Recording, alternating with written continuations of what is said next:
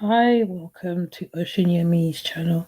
Today we're going to talk about remembering the New Cross fire. I did do a video about it ages ago, but I decided I wanted to do another one. This time I can put up videos. So we are going to literally hear from the survivors and the how the fire supposed started, what happened after that. If I can pull it up. And then we're going to read an article and then we're going to take it from there because you always have to remember what happened before. So the New Cross fire is one of the was really bad at the time. I think there was 14 teenagers that died in total. Anyways, I'm gonna pull up the article first. I think I should do that.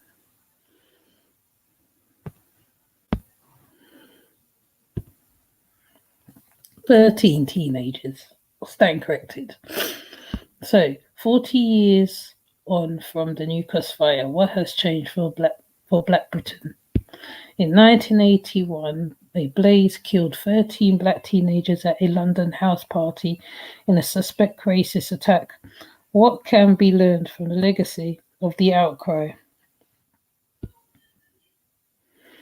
Although it happened before I was born, the New Cross fire in 1981, the National Black People's Day action that followed, are landmarks in my identity. Growing up in the Caribbean family in 1980s, they are part of our collective memory. New Cross is fundamentally because it contains all the features of racism that Black people in Britain have long suffered under racial violence, police abuse, and neglect by the state. In turn, it tells us of the community resistance. 40 years on, recalling the events seems virtually, especially in the moment of a renewed optimism after the Black Lives Matter protests, because of the legacies of New Cross fire still resonate. On the 18th of January 1981, a fire tore through 439 New Cross Road in South East London, where Yvonne Ruddock was celebrating her 16th birthday party with 60 guests.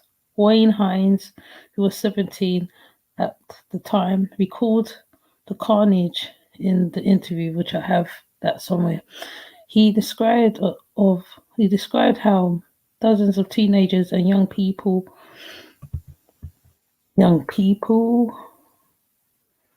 trapped upstairs in the house after the stairs collapsed resorted to jumping out of a second floor window, how it was so hot people's skin was peeling back, and how in the aftermath he had 140 skin grafts. He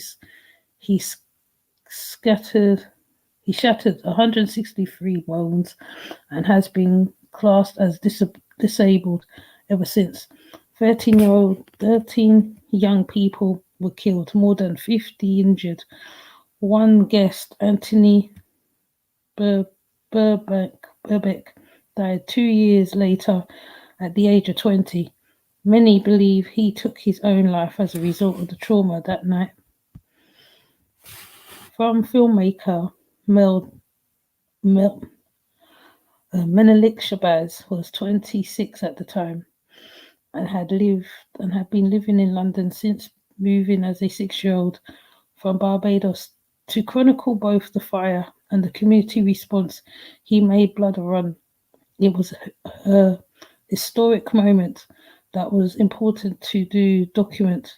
He says the film includes testimony from Esme Ruddock, whose children Yvonne and Paul both died.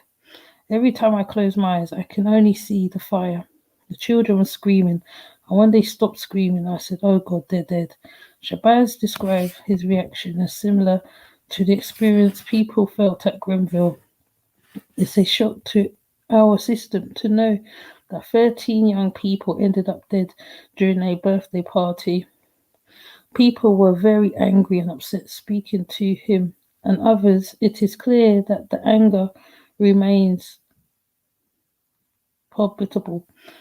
Shabazz says it was a racist attack, and it is widely held assumption in black communities that the fire was started by fascists and most likely using petrol bomb.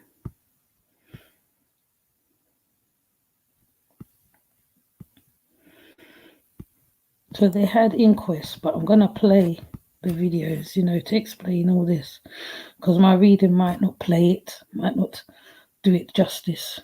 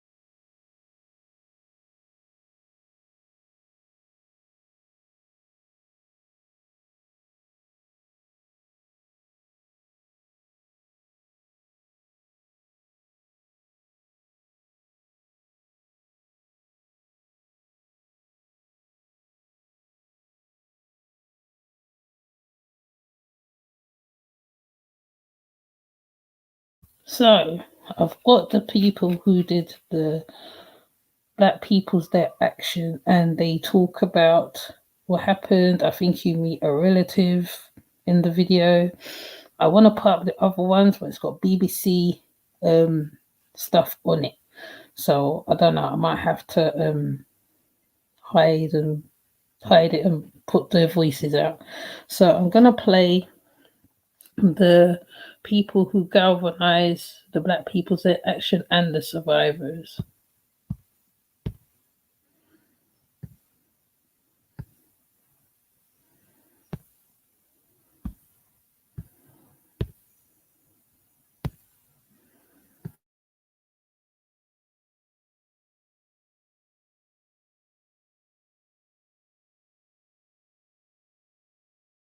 Again, but one people, one voice, with one purpose, basically just to get our message across. And I think it came to the stage where people just felt like enough is enough.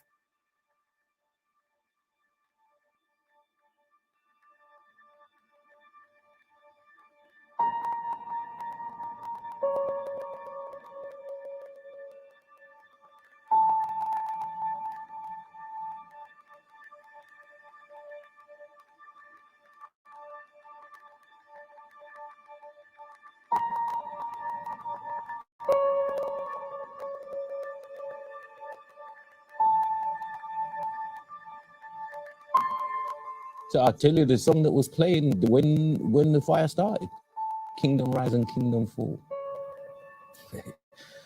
How poignant. Kingdom Rise and Kingdom Fall. And then all of a sudden you start smelling, is that the amplifier burning?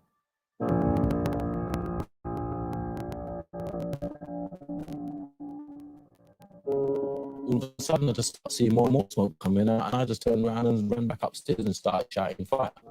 There's probably about 8 people left in this house, and nobody ain't taking no notice. Next thing I know, the fire's coming upstairs. We're trapped. And all hell broke loose from there. I remember people at the windows, there's loads of people trying to get out. And you literally had people grabbing other people back and throwing them out the way, trying to get out the window. And I remember doing this. And it felt like I had grit or sand on my face. Like, that was my skin that I was rubbing off my face, where it was so hot. People's skin was just peeling back. Between the heat and the smoke, people just started falling, and that was it. It went, and it happened so quickly it wasn't real.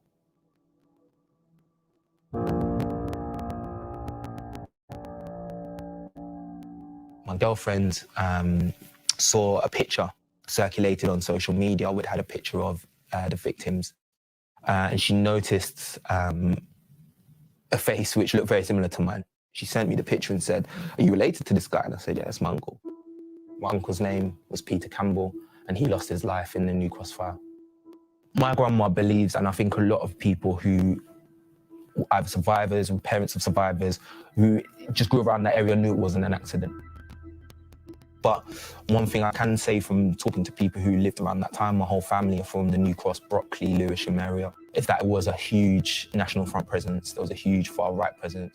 There's definitely a feeling that in this particular instance, it extended to someone committing arson. And I totally disagree with the racist attack. Somebody started that fire from inside. I've worked with the forensics. I've worked with the police. The fire was started in the basement by a naked flame. And it was something that happened, and it just went too far.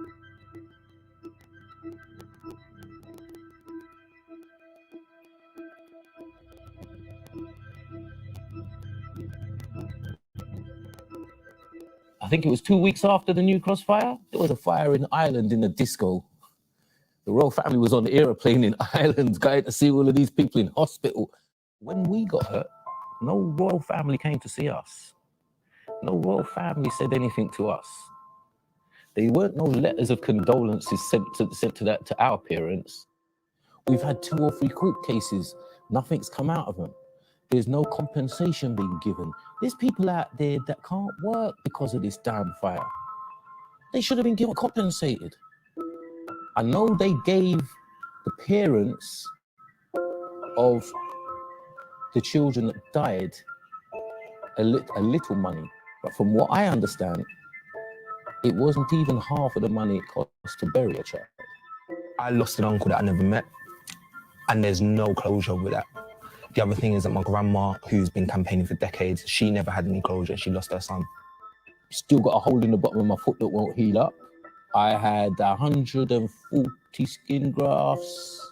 If this had happened anywhere else in the world, there'd probably be 56 millionaires. We got nothing. Right now, I'm still fighting for them to give me back my disabled card that they took away last year. This T-shirt is almost 40 years old, and it's very significant from the day we had these done to we're on the march, and basically the slogan on it, 13 dead and nothing said, speaks for itself.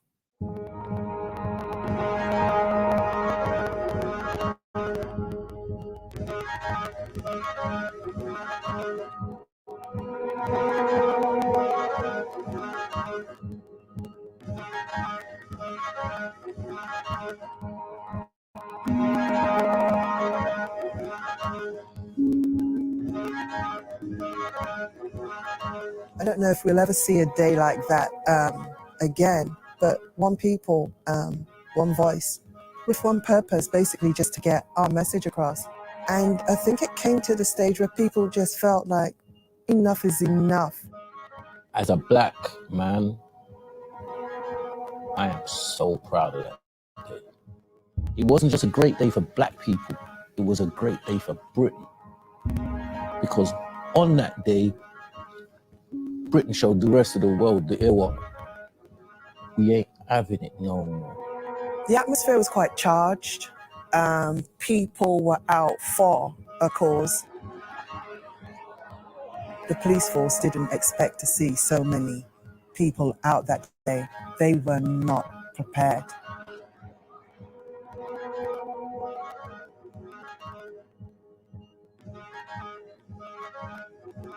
When the march is coming along Fleet Street, which was at the time the headquarters of our newspapers, all of our newspapers, and you've got the reporters hanging out the windows calling us monkeys and let's go home. The same reporters that are writing the stories. I lay in my hospital bed and they showed it like it was a coronation the whole day. I lay in my hospital bed in Greenwich District Hospital smiling. We brought London to a standstill.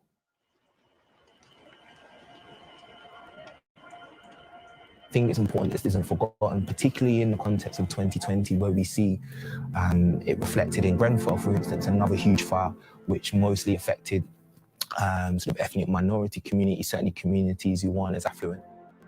Clearly hasn't been enough awareness or enough emphasis on the injustice aspect of what's happened, and that's meant it's gone, for the most part, unnoticed by people of my generation.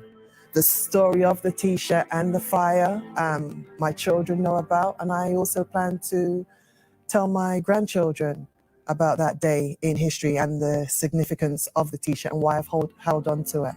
If telling this story can make one person, one white person turn around and look at a black person differently, one black person around and look at a white person differently, you know what? Something good's come out of it. And that's all I want.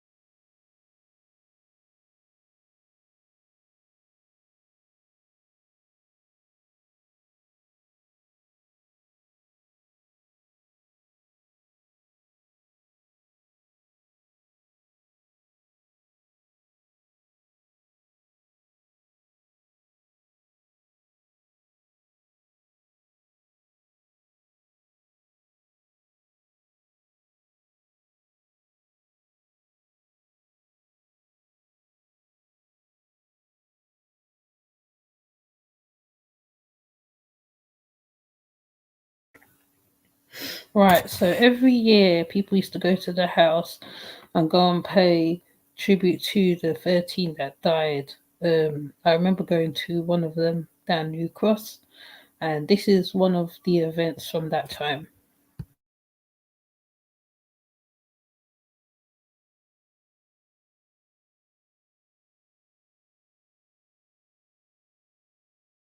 And nothing said. 14 dead and nothing said. 14 dead and nothing said. 14 dead and nothing said. 18th January, Sunday morning, 1981. 14 young people died in a fire while they were having fun. The community was really stunned at the public's non-reaction. In the wake of the tragedy, they organized action. First off, I think no one really, apart from the people intimately involved, knew the details of the fire.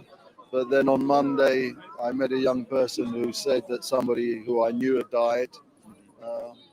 And I suppose that Monday I went to 7 different houses, one after the other, visiting families who had lost a child in the fire. And I suppose that's what it always means to me, because that changed my whole view of ministry. I was only a young man in those days, and I kind of grew up very quickly.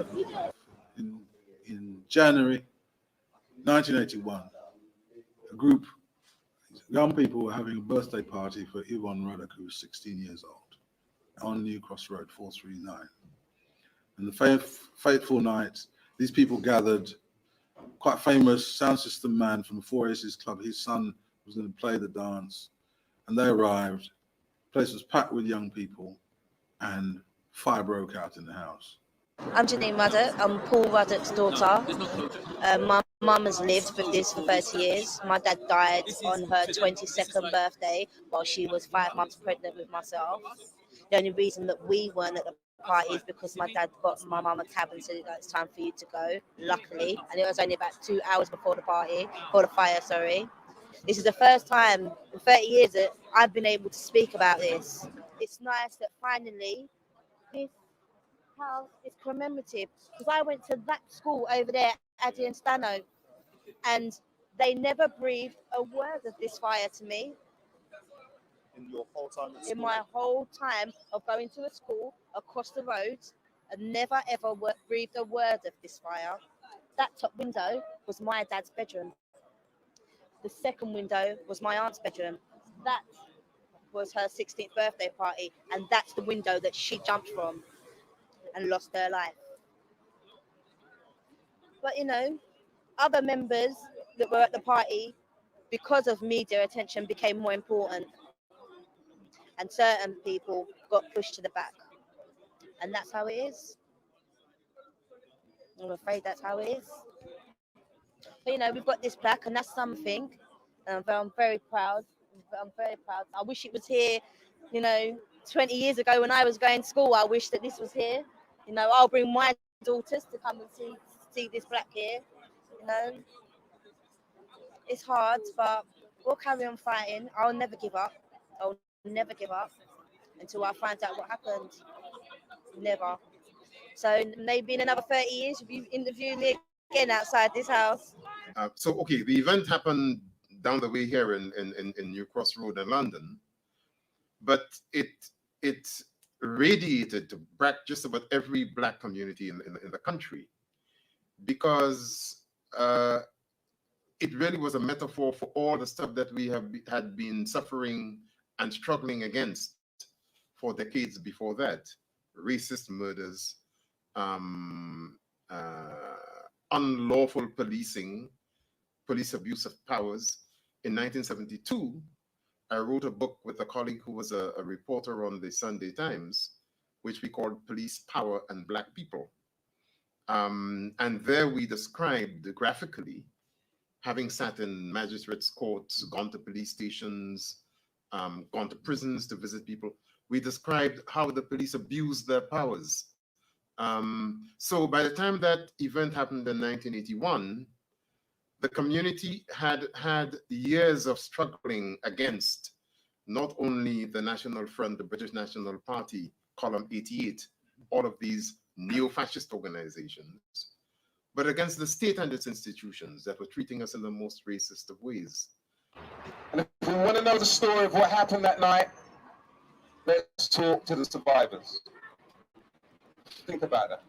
I grew up in a community, in a country that I thought we were intelligent, we had freedom of speech. But people listen to what they want to listen to. They hear what they want to hear. I've been talking the same talk from day one. I have never changed. I've always said it's not a racist attack. Everything around it was racist, but the attack itself. But because everyone's carried on with the racist thing, it's taken it all away from the case. We will get no answers because everybody believes it's a racist attack. Ask the people that were there. They will tell you, in their mind, in their opinions, this is New Cross. I grew here, I raised here. At 6 o'clock on Sunday morning, walking along this road, a white man coming along, let alone to throw a petrol bomb, it didn't really happen. This is our area. We walked up and down these streets. We own these streets. People, white people, back in the 80s, 6 o'clock in the morning, he's not even going to the paper shop to get his Sunday paper. 7 o'clock, unless he's going to work, he's not out here. These streets were ours at that time. How does a racist pull up a car, get out, light a Molotov cocktail, throw it? One of the people that claims to have seen it was up there, way up there where that new building is. By the train station. All right. He saw a man bend back and do this from up there. We're being silly now. Yeah. All these little things show you that it was very easy to jump on the racist thing because at the time that was the climate. Mm-hmm. We're not happy. We have no answers. We don't know why our kids died. We don't know why people are injured. We don't know. Do you know something? Forget all of that. I've got two people right here, right now in this crowd, who mentally, they cannot live. They still live in 1981. We are now in 2011. 30 years later, they're not living. Their lives have stagnated. I've got friends that they do night jobs because they don't sleep at night 30 years later. You know what? Regardless of what anybody wants to think or say, the reality is there for everyone to see. The people that were in this tragedy got nothing from this tragedy. The country got everything. When I say that, I mean in terms of race relations and everything else, it went up. 2nd of March 1981, Black People's Day of Action. Beginning of July 1981, mass uprisings in different cities. London, the police, while they were still trying to frame some of those young people who were at the party and blame them, accuse them of starting the fire, they were also running around Brixton, picking up young people indiscriminately. They were harassing communities up and down the place. They introduced what they called Swamp 81 and harassed the communities in Brixton until people got up and said, no, we are not putting up with that anymore.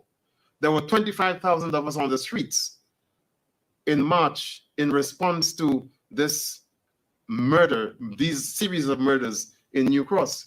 And they stood up and they burned the place down. They took on the police and so on. And then, of course, there was also Birmingham and Manchester, Toxteth and Liverpool, and so forth. So I am not saying that the New Cross massacre, the New Cross fire, caused those events. Mm-hmm. What I am saying is people felt empowered to resist state oppression because of the response we had taken to the New Cross fire. Not many Black people lived in this part of the river, Deptford, Rotherhithe, Bermondsey, because those people defended their communities and didn't want outsiders. It was like living in Ireland. The Isle of Dogs was very similar to this. Millwall actually started over in the Isle of Dogs. The mill wall is the wall of the mills that they used to grind down stuff that was sent to them. And Millwall started over in the Isle of Dogs, and then they moved it over to Deptford and New Cross and so on. So when Black people first came down this way, they were received very hostile. Black people were burnt out their houses regularly. They poured petrol through the letterbox, put dogs' faces through the letterbox, anything so you didn't take up a flat that should belong to a family that already lived here. And so when New Cross happened, the idea that it was arson wasn't thought up by some whim. This was experience of people who come and try to settle in this community for years prior to it. In the early 70s, I was part of a group. We set up a youth club in Brixton in the early 60s. And we'd gotten a house from the local authority in Brixton to set up as a sort of study center for the older members of the club. And it was slightly outside Brixton going towards Wandsworth Road. And it was a little enclave similar to Deptford. And we used to go down weekends. We refurbished the house, had a library. People go and do their homework there. We had study clubs. Lyndon Johnson started a poetry society there. And this one Saturday night, early Sunday morning, I got a call, 2 o'clock in the morning, get down to the house. I went down, they poured petrol to the letterbox and burnt it down. Another youth club nearby, Lansdowne Youth Club. I used to work there as a part-time youth worker. We used to have sound system play there twice a week. TWJ, Neville Enchanter, Coxon used to play there. They tried to burn that down. And so in the early 70s, there was a whole stream of Black people's places being attacked. There was a house in Forest Hill. There was a party going on there. And the incendiary was thrown through the window. And fortunately, nobody was seriously injured. But this is a precursor to what happened those years later. So people were primed, prepared for that kind of idea. It wasn't new. There was a period when all the Black bookshops around London, Bogle Overture in Ealing, New Beacon Books in Finsbury Park, were attacked and attempted to burn them down. And they had organized a big campaign because it was linked to the National Front in those days. And so the Black community generally, not just community in Deptford or New Cross, this was part of our living daily reality. The animus against the Black community began in the early 70s. There was a case in Birmingham of 3 Black youth who'd mugged an old lady. And you remember the Wolverhampton MP had run a very heavy campaign in the late 60s, which was, firstly, there was Griffiths in Wolverhampton who said, you want a nigger for your neighbour, vote Labour. And then this was taken up by Enoch Powell, and he highlighted, oh, these grinning pickaninnies were moving into the place and scaring all the, the respectable working class people. So racism built into a new level, late 60s, early 70s. And the whole question of this whole thing about mugging and Black youth as a threat was mobilized. And so the community was being systematically targeted and scapegoated for the economic problems of the country as they increased.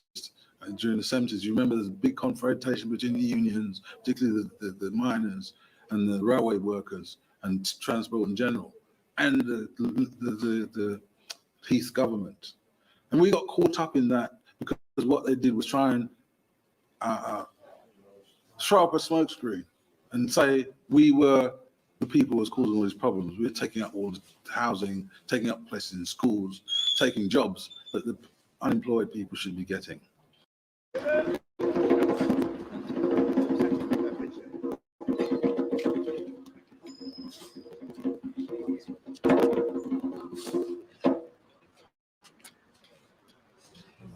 Respect to the families of those who perished in this place 30 years ago.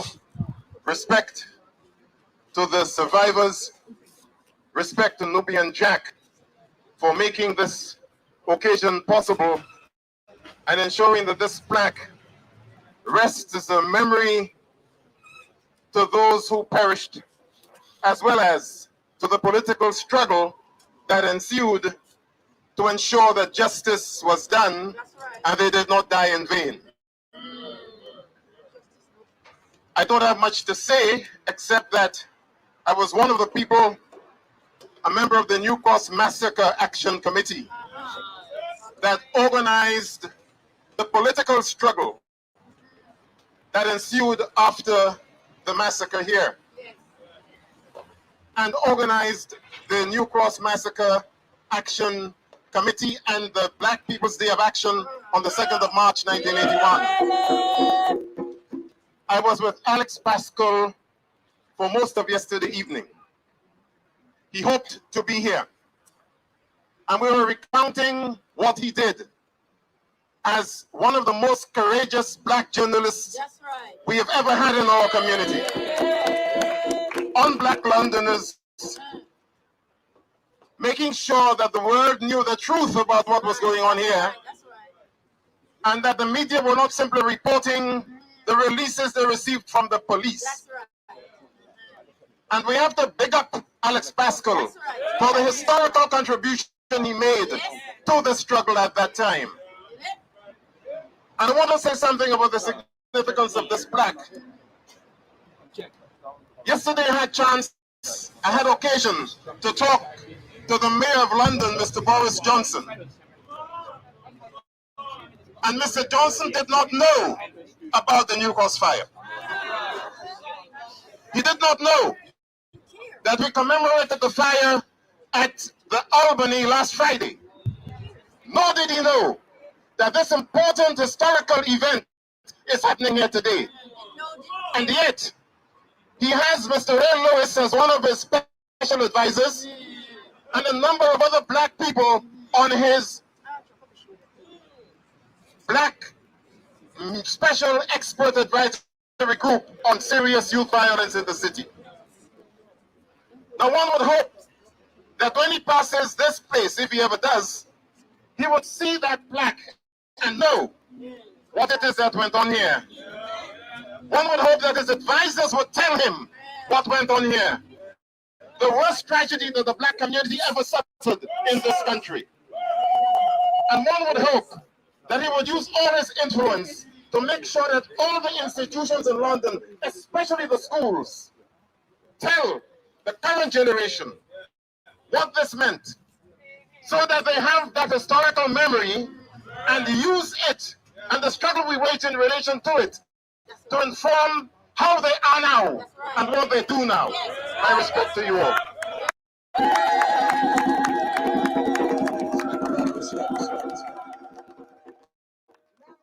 Kufungira pa machete, tendai mware, tendai mware. We are one in the spirit, yes. We are one in blood, yes. We are one in heart, yes. We are one in mind, we are one in faith, yes. We are one in strength, yes. We are one family, we are one family, we are one family. Mwari, Jah, God, grant us the knowledge, yes. The wisdom, strength, and love, yes. To manifest this oneness in everything we do. For there is one Jah, one aim, one destiny, one Jah, one aim, one destiny, one Jah, one aim, one destiny. Let us fulfill our destiny. Let us. And I discovered over the years, and discovered very much at the events of January 18th, 1981, that holy ground is all around us. It's where we walk on the streets, it's where people dance and party in our house. And that we have to understand that the whole of our life is permeated with the radiance and the glory of God. And today we're going to mark that this is going to be holy ground. For those families, as they pass here and are reminded of their loved ones who died here, for the generations to come, who will ask, what is that plaque? And the story will be told and retold. The ground on which we stand is holy. So we're going to dedicate this plaque to God. But before we do so, I'm going to ask Wayne if he would just read the names of those who died.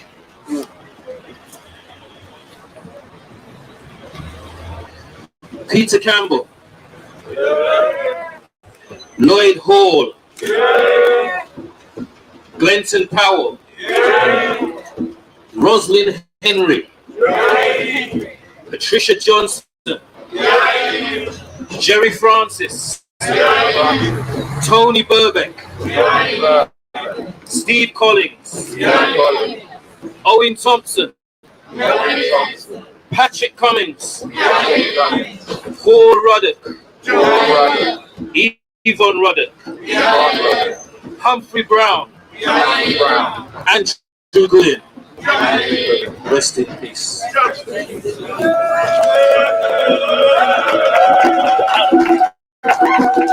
And so, gracious God, our Heavenly Father, we dedicate this plaque to the memory of those who lost their lives and whose lives were inevitably changed here. We pray, O God, that this may become a holy place, and maybe for us and for generations to come, that place where we are reminded of those who live in their lives, fulfilling their hopes, paid the great price. May they rest in peace.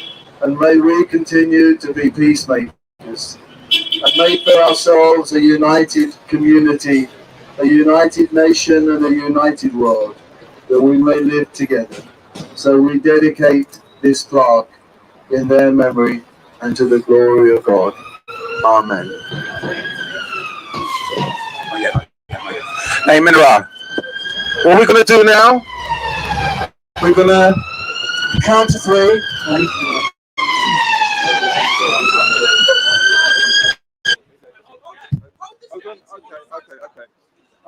No, they'll be all right. They'll be all right. Okay, are you ready?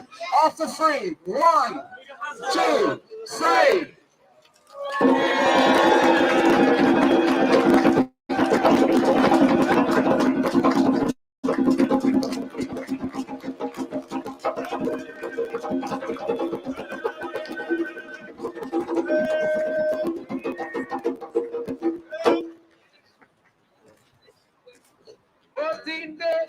And nothing said.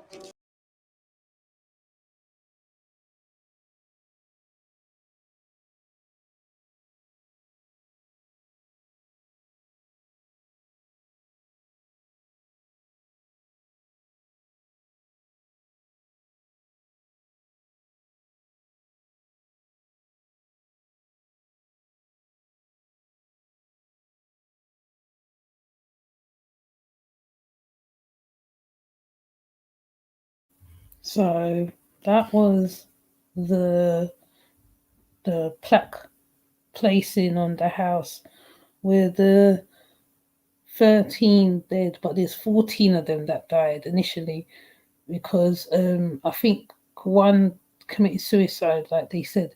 So with that said, please like and comment because every year this is remembered. I mean, I think I've even done it before the time they do of the remembrance, because they do this on a regular basis. They remember the New Crossfire on a regular basis because a lot of older people who was teenagers around that time, they all have memories of it, and everybody tells their story of either a cousin was there, one of their friends was there, or something. So I just thought I need to always highlight it on my channel because it's really important that these people are remembered.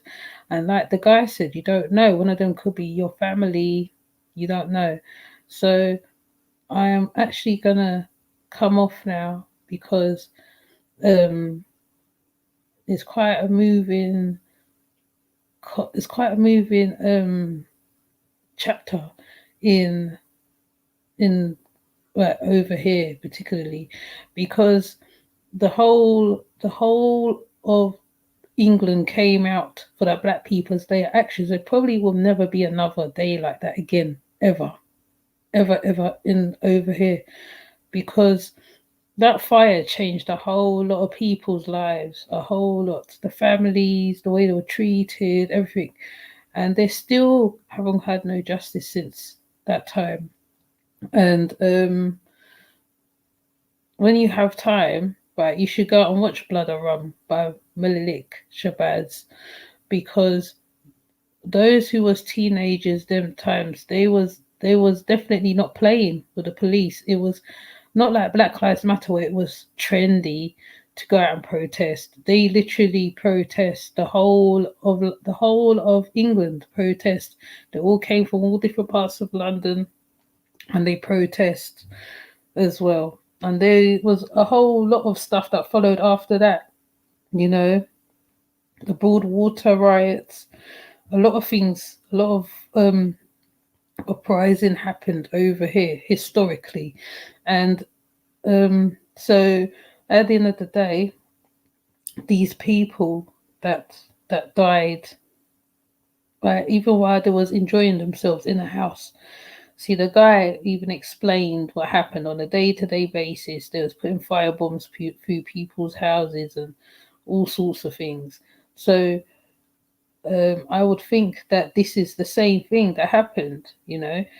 It just shows you that how some things doesn't change at all. And the fact that the guy put it that is similar to Granville as well. It's not coincidental at all, right? Because some things that happen over here is not coincidental. So I would always remember the New Cross fire because I think I literally had a brethren who told me about either his friend or his brother was meant to go there or something. So to me, I just feel that right, it has to be remembered, just like the Stephen Lawrence, Cherry Gross, Joy Gardiner. Just add to the list. I think there was even one that started the carnival, a young guy that got killed as well, tragically, before the carnival got started. There's a lot of historical events over here regarding Black people on a whole basis, because the Windrush, where they came over here looking for work and all sorts of things, and I will go into one story with my gran as well, because she was also part of the Windrush era. So they all came over here, like they came over to what they thought was the mother country, to do the works, and they got it day in and day out. It was always something, they had to put up with a whole heap of rubbish from Teddy Boys, etc., NF, etc. It was just ridiculous. It was just madness when you read about it and you check it all up, and it's archived. Everything is archived. So they're not just talking off their chest. So that's why I let Gus John talk and say what he's got to say, because Gus John grew up in them times. So he's able to give you information from their times. And the other guy who talked about the sound and what was going on, Yvonne Roddock's mother was there as well at the tribute. It's just very, it's just, words escape me right now, because I watch these things a lot of times. And Blood and Run, I must have watched like 50 times over. I watched Blood and Run 50 times or 100 times, I don't even know. And every time I watch it, I just think, wow, they literally went through a lot. And still there is no turning corners. I mean, like I said, some little things did change, but initially there is an underbelly of stuff. So yeah, I'm not gonna go on and on and on and on. The videos speak for themselves. I don't need to say much, So with that said, I'm gonna come off and just like and subscribe, speak and in the comments and say your part, whatever. And then let's go through in it. Okay, see you later. Bye.